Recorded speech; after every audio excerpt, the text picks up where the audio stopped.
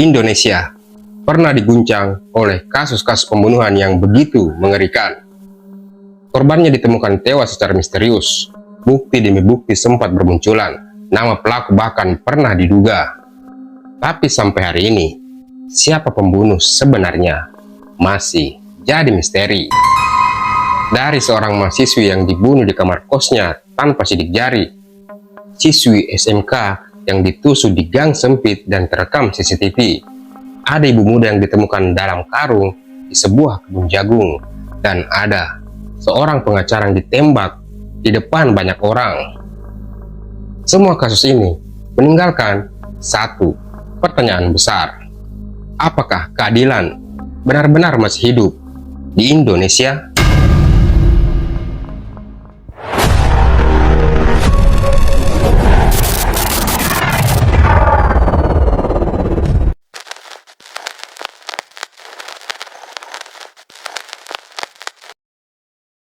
Assalamualaikum, kembali lagi di channel ini, di channel tempat saya membahas berbagai kisah kriminal nyata. Dan hari ini saya akan membahas 4 kasus pembunuhan paling misterius di Indonesia. Kasus pembunuhan yang seolah ditelan waktu. Kasus-kasus ini pernah memenuhi layar televisi, menjadi pembicaraan nasional, dan membuat jutaan orang berharap pelakunya segera tertangkap. Namun, kenyataannya berbeda. Tahun demi tahun berlalu, penyelidikan terus berjalan, saksi diperiksa, barang bukti dikumpulkan, tapi hasil akhirnya tetap sama, belum terpecahkan. Oh my God. Kasus yang hingga sekarang masih menyisakan luka, rasa takut, dan satu tanda tanya. Apakah pembunuhnya masih bebas berkeliaran? Baiklah, tentang kasus ini, mari kita dengarkan kisahnya.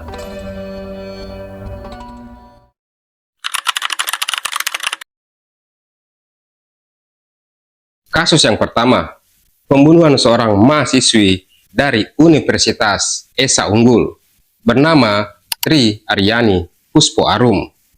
Dia ditemukan tewas di kamar kosnya di kawasan Kebun Jeruk, Jakarta Barat pada 9 Januari 2017. Kasus ini langsung menarik perhatian publik karena kondisinya sangat aneh. Polisi saat itu mengaku kesulitan menemukan petunjuk.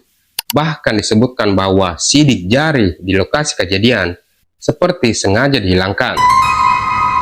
Kalau memang benar semua jejak dibersihkan, itu berarti pelakunya bukan orang panik. Dia tahu apa yang harus dilakukan, dan itu bukan pembunuhan spontan, tapi sebuah pembunuhan yang dilakukan dengan tenang dan terencana.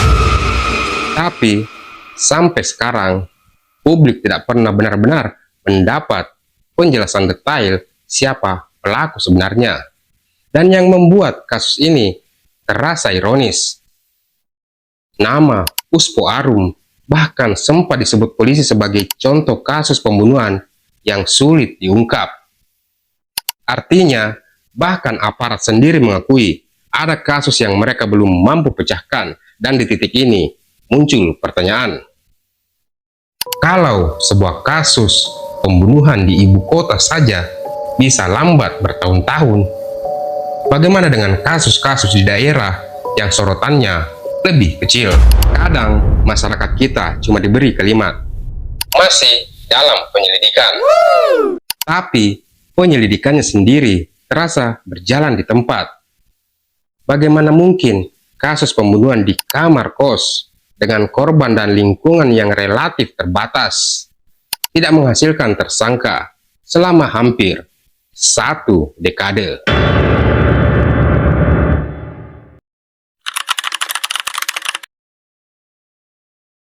Kasus yang kedua, pembunuhan seorang siswi SMK bernama Andriana Yubelia Noven Cahya. Dia dibunuh di sebuah gang sempit di Jalan Riau, kawasan Baranang Siang, Kota Bogor, pada Januari 2019. Dia ditusuk dengan pisau badik di dada kirinya secara brutal saat pulang sekolah, yang membuat publik berpikir. Kejadian itu sangat jelas terekam CCTV. Dalam rekaman, pelaku terlihat mondar-mandir seperti sedang menunggu korban. Wajah pelaku jelas terlihat. Ini bukan aksi spontan.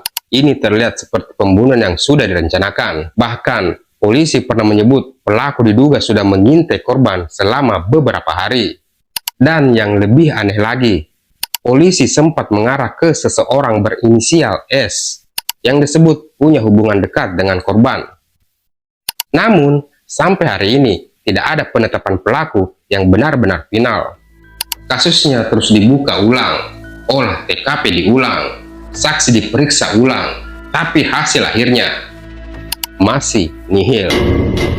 Yang membuat masyarakat frustasi, karena publik melihat dengan jelas ada CCTV, tapi ternyata CCTV tidak selalu berarti kasus otomatis selesai. Kadang kualitas gambar yang buruk, bukti kurang kuat, penyelidikan terlalu lama sampai jejak lain menghilang. Dan di era sekarang, ketika kamera CCTV ada di mana-mana, fakta bahwa kasus Noven masih belum selesai justru bikin orang makin takut. Karena itu berarti, bahkan pembunuhan yang terekam kamera CCTV belum tentu bisa diungkap. Jika wajah pelaku ada di CCTV dan aksinya dilakukan di ruang publik siang hari, mengapa identitasnya tetap misterius?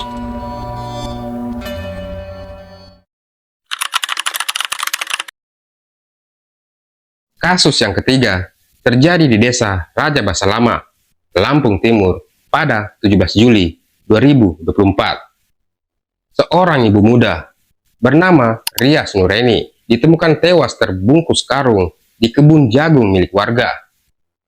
Tubuhnya ditemukan dengan luka penyiksaan. Ada bekas luka kekerasan brutal di bagian wajahnya. Kasus ini langsung membuat publik marah karena cara pembunuhannya sangat sadis. Tapi sampai sekarang pelakunya belum juga terungkap secara jelas. Yang membuat miris, kasus ini muncul di tengah meningkatnya kekerasan terhadap perempuan di berbagai daerah.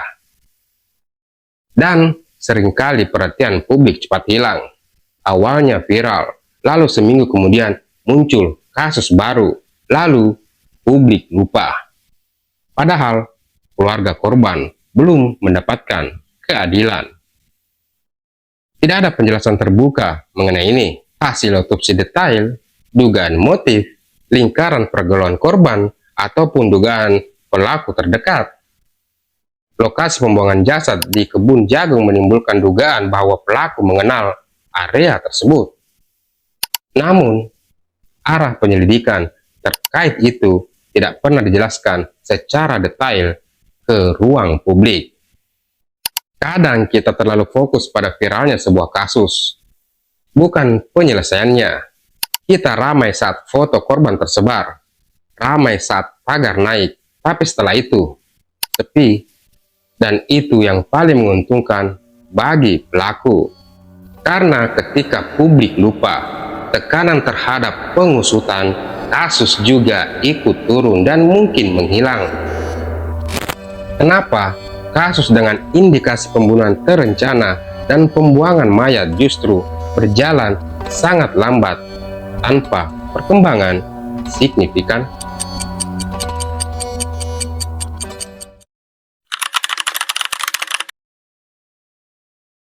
Dan kasus yang terakhir, kasus yang terjadi di kampung saya sendiri di Kabupaten Bone, Sulawesi Selatan. Tepatnya di Dusun Limpoe, Desa Patuku Limpoe, Kecamatan Lapri.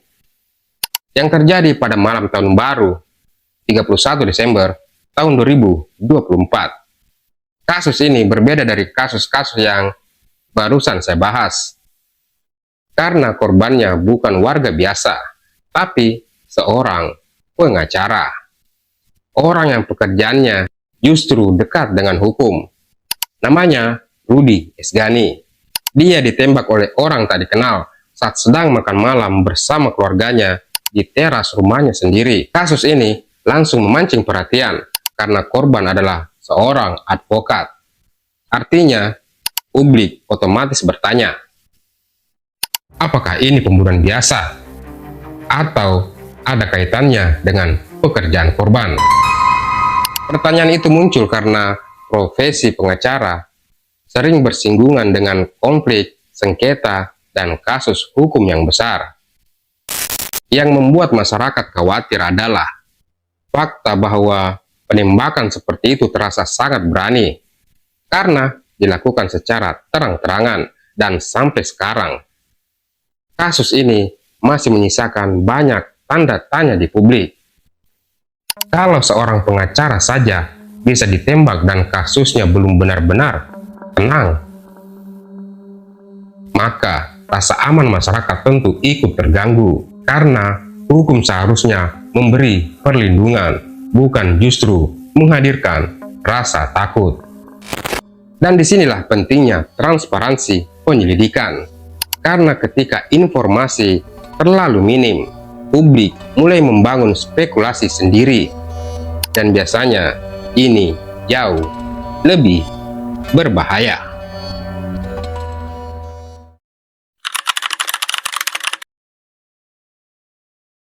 4 kasus, 4 nyawa hilang, dan 1 kesamaan besar.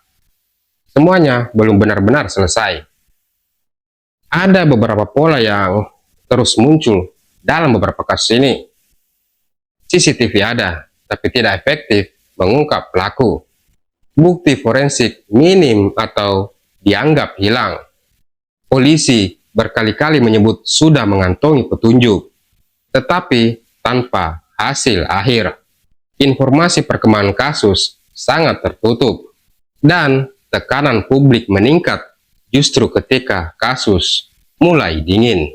Publik merasa penyelidikan berjalan lambat dan tidak transparan, dan pelan-pelan masuk dalam kategori cold case. Kasus yang secara hukum masih berjalan, tapi mengalami kebuntuan penyelidikan. Di luar sana, ada keluarga yang masih menunggu jawaban. Ada orang tua yang mungkin masih berharap pelakunya ditemukan, dan ada masyarakat yang perlahan kehilangan kepercayaan ketika kasus demi kasus berhenti tanpa kepastian. Kita semua tentu berharap polisi bisa mengungkap semuanya, tapi di saat yang sama, publik juga berhak terus mengingat dan mempertanyakan, karena keadilan yang dilupakan pelan-pelan akan berubah menjadi kebiasaan hukum.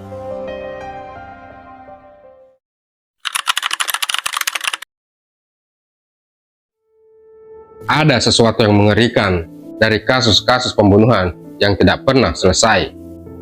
Bukan hanya karena nyawa seseorang direnggut dengan cara yang tragis, tetapi karena setelah bertahun-tahun berlalu, dunia perlahan bergerak maju, sementara keluarga korban tetap terjebak di hari yang sama. Di kamar kos sempit, tempat Tri Aryani Puspo Arum menghembuskan napas terakhir.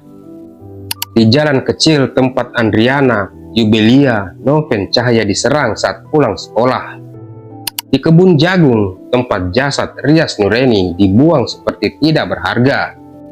Dan di malam tahun baru ketika pengacara Rudi Esgani ditembak di tengah harapan orang-orang yang menyambut tahun baru. Semua tempat itu mungkin kini terlihat biasa. Orang lewat, kendaraan melintas, aktivitas berjalan normal, tapi bagi keluarga korban, waktu seperti berhenti. Yang paling menyakitkan bukan hanya kehilangan, melainkan ketidakpastian, karena ketika pelaku belum tertangkap, luka tidak pernah benar-benar tertutup. Dan setiap hari menjadi pertanyaan yang terus berulang. Siapa pelakunya? Kenapa dia melakukannya? Dan apakah pelakunya masih bebas di luar sana? Tapi yang lebih menyeramkan, kasus yang dulu viral perlahan tenggelam digantikan berita baru. Nama korban hanya menjadi arsip internet. Padahal bagi keluarga, Mereka bukan sekedar headline, mereka adalah anak, sahabat, pasangan, dan manusia yang hidupnya dirampas secara brutal. Terima kasih sudah mendengarkan cerita ini. Jangan lupa like, share, dan subscribe biar kalian tidak ketinggalan cerita-cerita true crime lainnya yang bikin kita sadar bahwa hal yang paling tragis dari sebuah pembunuhan bukan kematian, tapi keadilan yang tidak pernah benar-benar pulang. Sampai ketemu di episode berikutnya. Ciao.